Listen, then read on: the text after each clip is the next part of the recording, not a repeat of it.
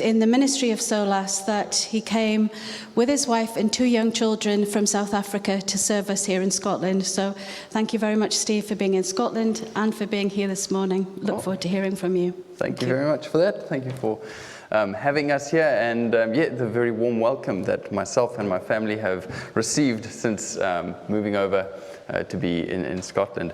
Just on what Andy was saying, I studied in the sciences and had a slightly different experience. Very early on, I was exposed to good Christian scientists, and so they are out there, and they can definitely point us in the right direction.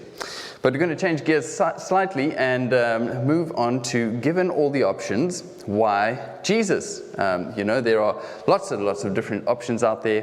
Why should we consider Jesus? Now, having moved over from South Africa recently, we landed in Scotland, and the Solas team were very gracious, and they helped us by furnishing the house with a couple of things, that were donated to us.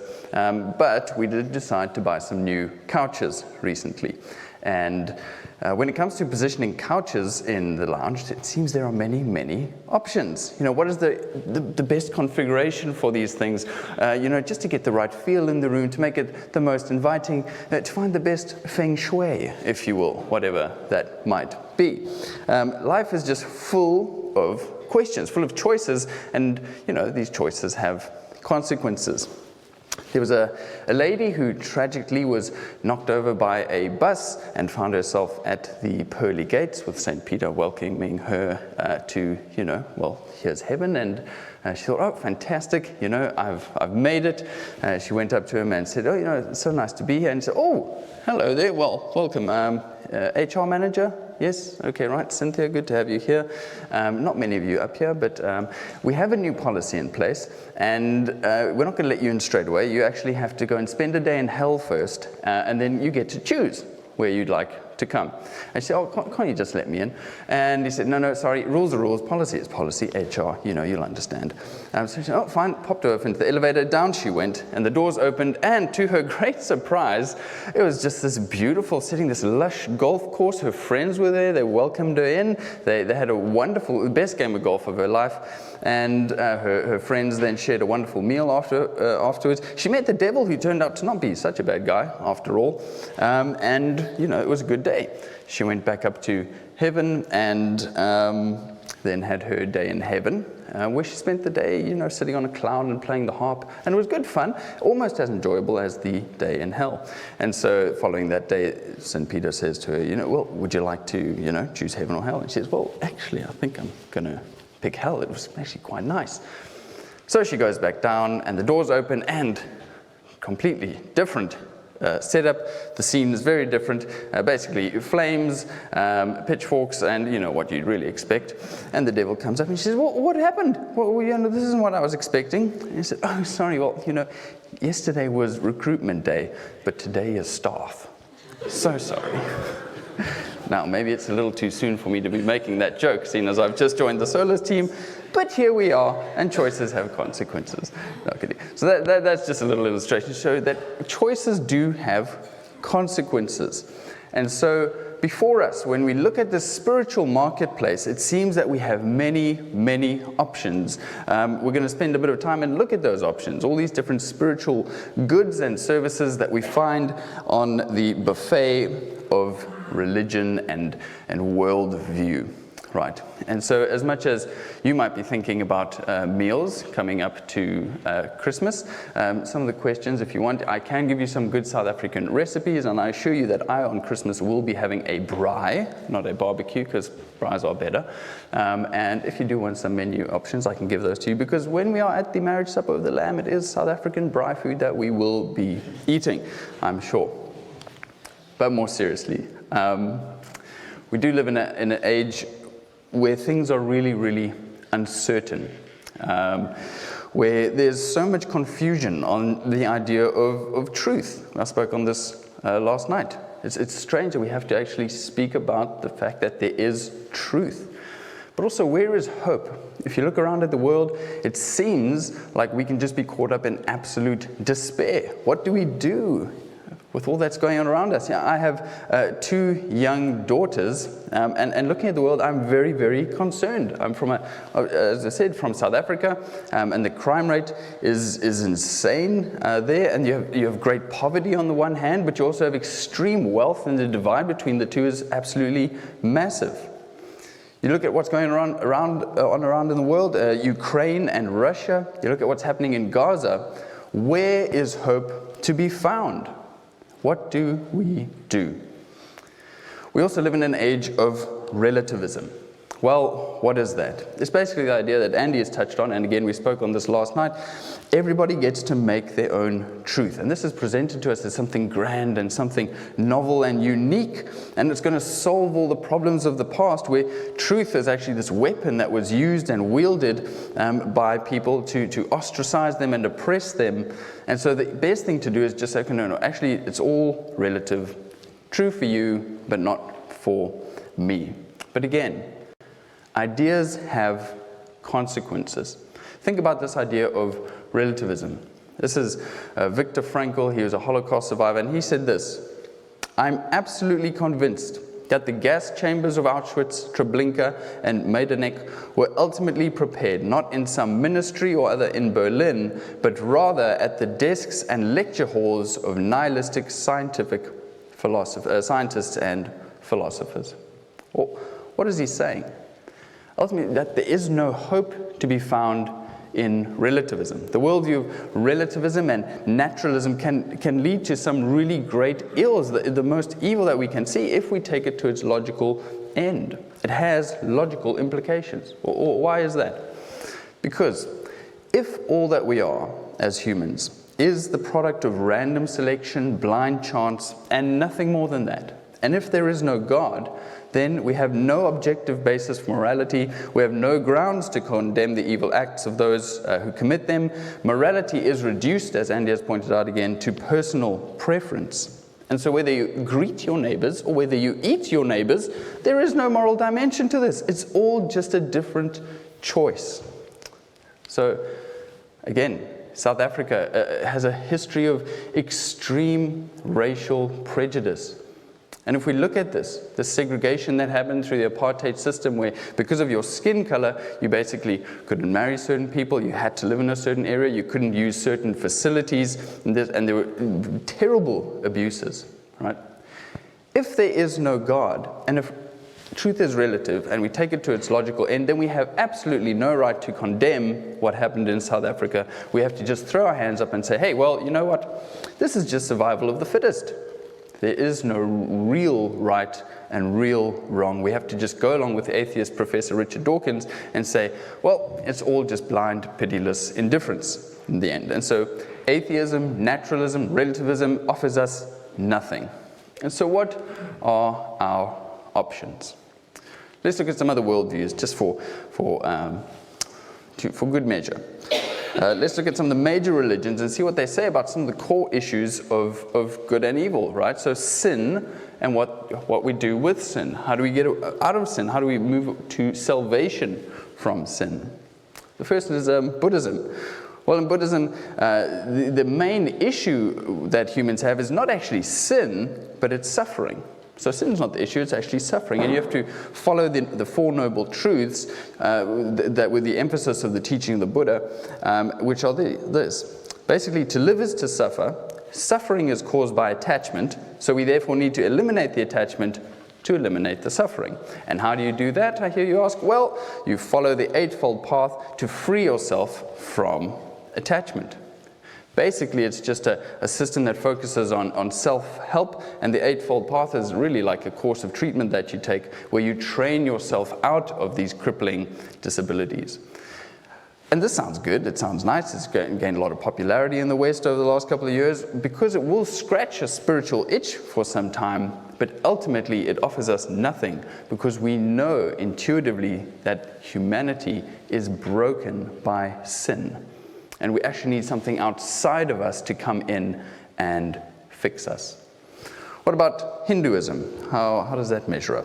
Okay, well, the fundamental problem in Hinduism isn't, again, sin, but it's overcoming the cycle of reincarnation called samsara. And there's the idea of karma, so your bad actions equal bad karma, your good actions will get you good karma, and you'd come back in the next reincarnation based on your deeds.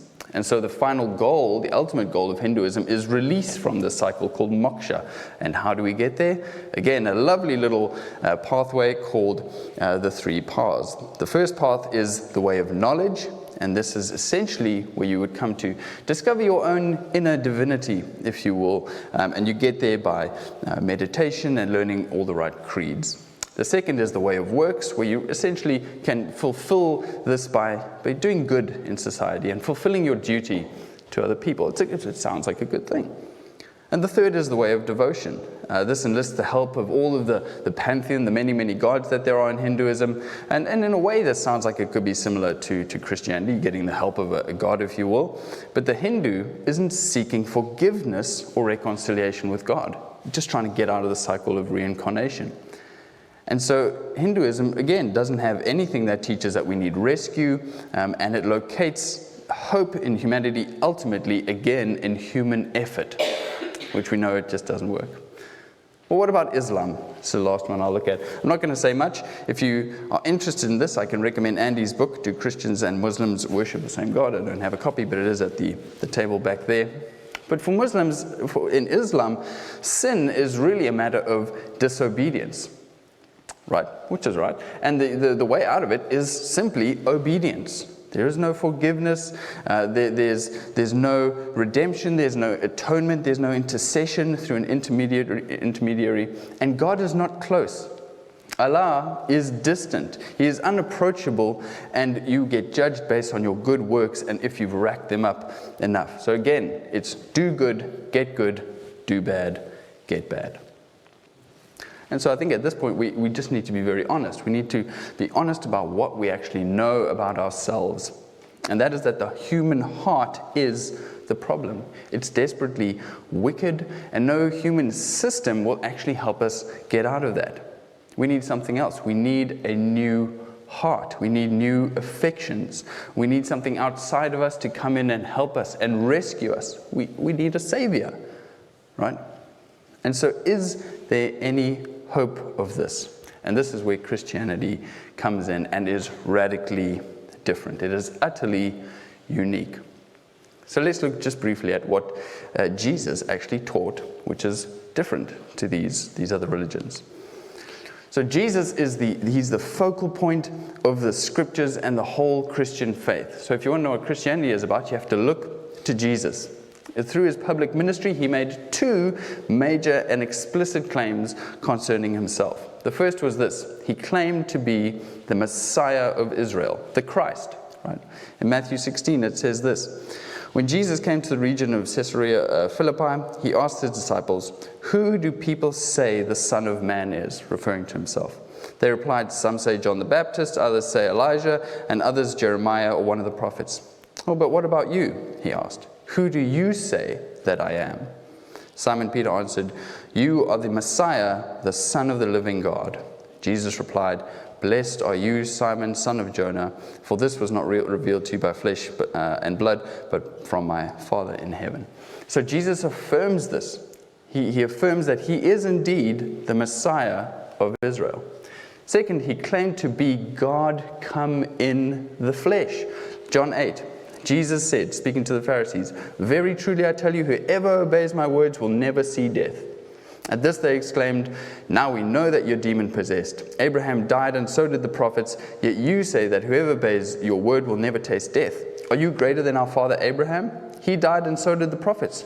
Who do you think you are?"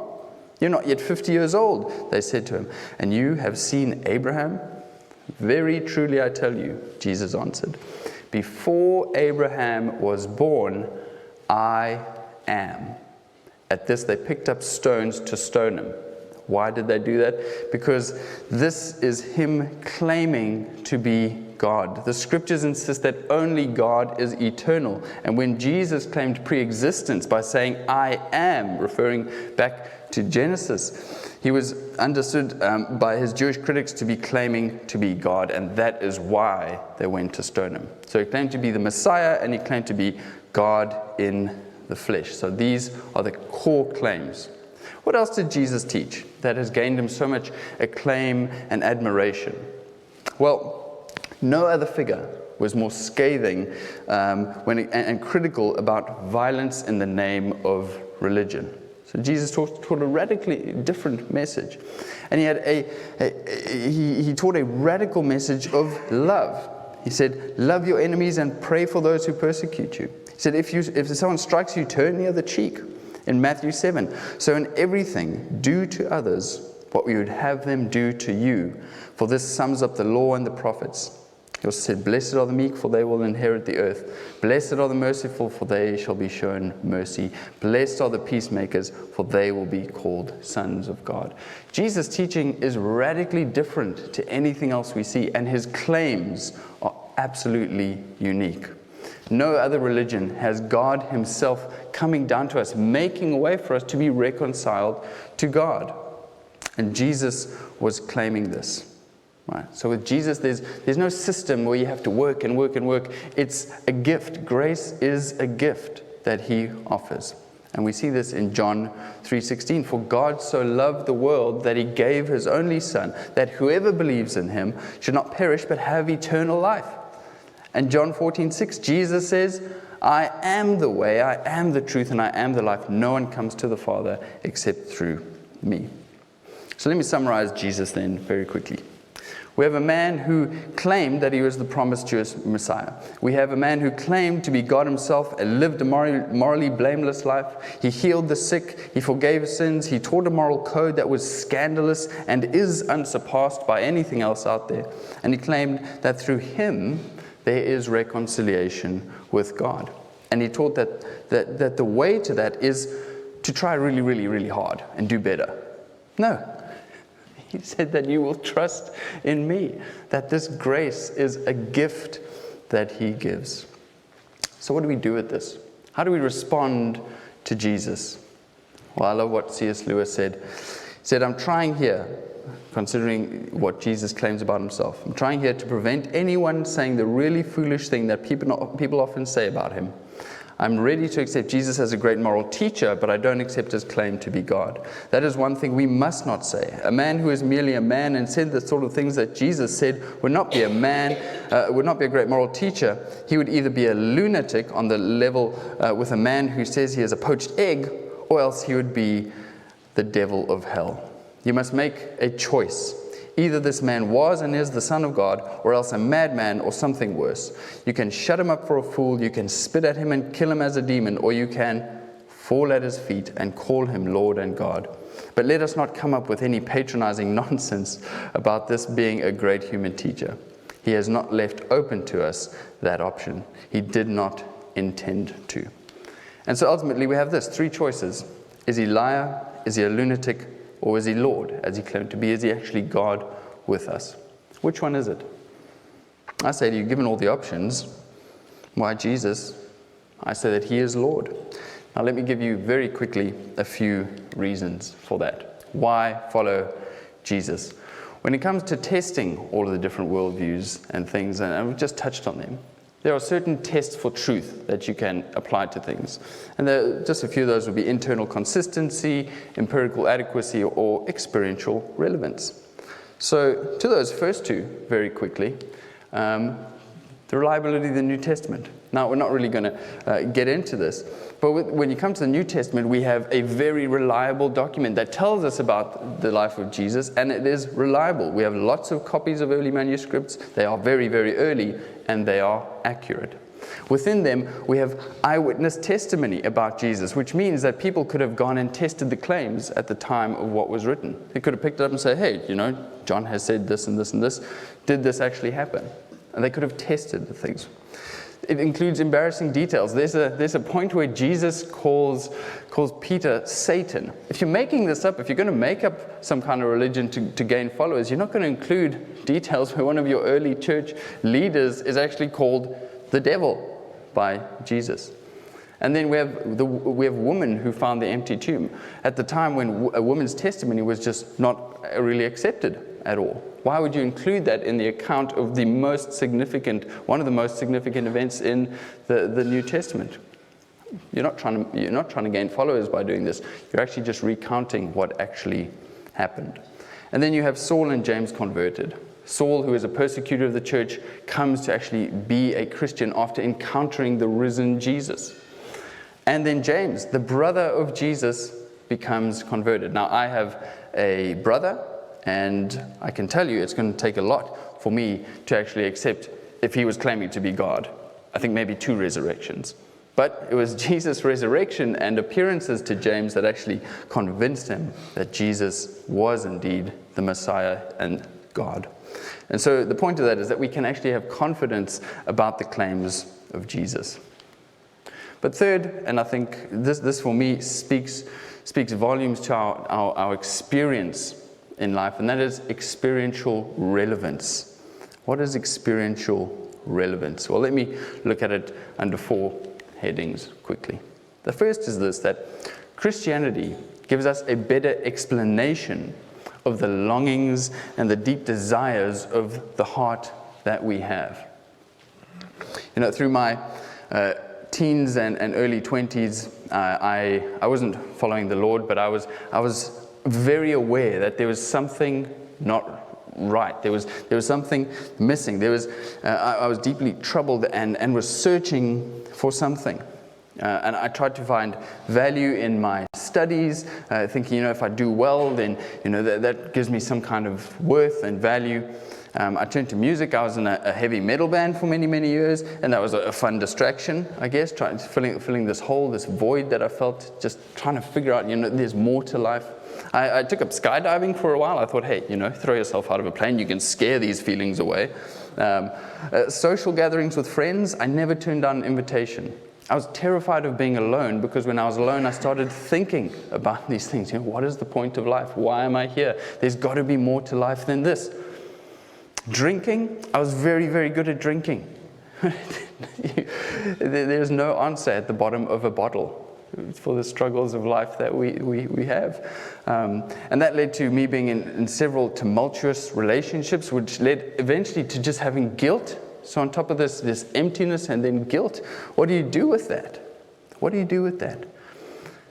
And so I find myself with these deep intuitions that there's something more, and the realization that what I needed was forgiveness. I needed something outside of me to come and fill me, to fill this void and fix me. And so have you ever wondered that maybe these intuitions, these feelings, the knowledge that we have guilt, right? Or the feelings of gratitude that we have, or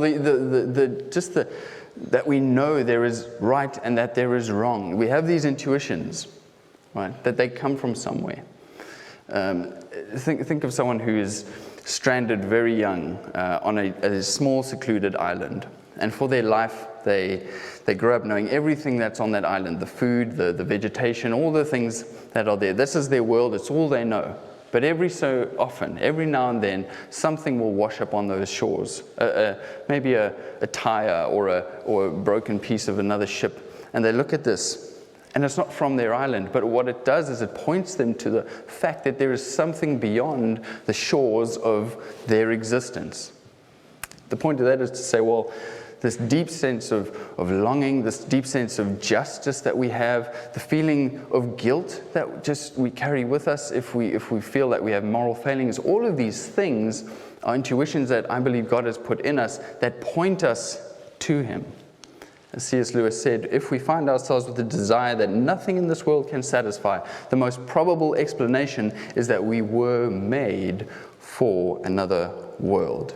And so Christianity gives us that better explanation of the existential longings of our hearts. It also gives us a right diagnosis that we are broken by sin and we need a Savior.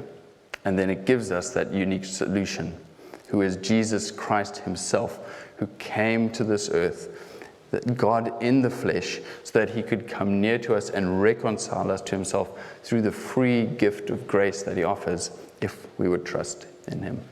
And finally, God with us in suffering. Nothing else gives you this. No other worldview, no other system of thought gives you this, that God himself would step into the world.